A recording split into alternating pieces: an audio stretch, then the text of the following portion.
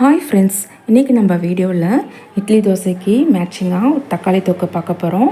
இந்த தக்காளி தொக்கு இட்லி தோசைக்கு மட்டும் இல்லை, சப்பாத்தி பூரிக்கும் சூப்பராக இருக்கும். இப்போ இந்த தக்காளி தொக்கு செய்கிறதுக்கு ஒரு பேனில் 3 ஸ்பூன் கிட்ட எண்ணெய் சேர்த்துக்கிறேன். எண்ணெய் ஹீட் ஆகிட்ட பிறகு அதில் 1/2 ஸ்பூன் கடுகு, 1/2 ஸ்பூன் உளுத்தம்பருப்பு, 1/4 ஸ்பூன் கிட்ட சீரகம் கண்டிப்பாக சேர்த்துக்கோங்க. இந்த தக்காளி தொக்குக்கு சீரகத்தோட ஃப்ளேவர் நல்லா டேஸ்டியாக சூப்பராக இருக்கும். இப்போ சீரகம்லாம் நல்லா பொரிஞ்சதும் அதில் ஒரு பெரிய சைஸ் வெங்காயம் பொடியாக கட் பண்ணியிருந்தேன், அதையும் சேர்த்துட்டு கூடவே 10 பல் பூண்டு, கொஞ்சம் போல் கருவேப்பிலை சேர்த்து நல்லா வதக்கிக்கலாம். வெங்காயம் நல்லா கலர் மாறணும். இப்போ பாருங்கள் நல்லா வதங்கிடுது. இந்த டைமில் 3 தக்காளி, மீடியம் சைஸ் தக்காளி கட் பண்ணியிருந்தேன், அதையும் சேர்த்து நல்லா வதக்கிக்கலாம்.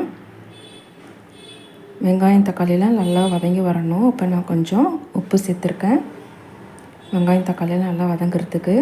இப்போ நான் கொஞ்சம் நேரம் மூடி வச்சுக்கிறேன். பாருங்கள் இந்த அளவுக்கு வதங்கி வந்திருக்கு. இப்போ நான் 2 ஸ்பூன் கிட்ட மிளகாய்த்தூள், 1/4 ஸ்பூன் மஞ்சள் பொடி, 1 ஸ்பூன் சாம்பார் பொடி கண்டிப்பாக சேர்த்துக்கோங்க. இந்த தக்காளி தொக்குக்கு சாம்பார் பொடியோட ஃப்ளேவரும் நல்லாயிருக்கும். சேர்த்து நல்லா வதக்கிக்கலாம். வதக்கிட்டு ஒரு டம்ளர் கிட்ட தண்ணி சேர்த்துக்கிறேன். தண்ணி சேர்த்து நல்லா கொதிக்க வச்சுக்கலாம். நான் 2 பேர்கிட்ட நான் தக்காளி தொக்கு செய்கிறேன். உங்கள் வீட்டில் எத்தனை பேரோ அதுக்கேற்ற மாதிரி நீங்கள் வெங்காயம் தக்காளியை இன்க்ரீஸ் பண்ணிக்கலாம். இப்போ நல்லா கொதித்து வரட்டும். மிளகாய்த்தூளோட வாசனைலாம் நல்லா போகணும். கொஞ்சம் திக்காக இருந்தால் நல்லாயிருக்கும்.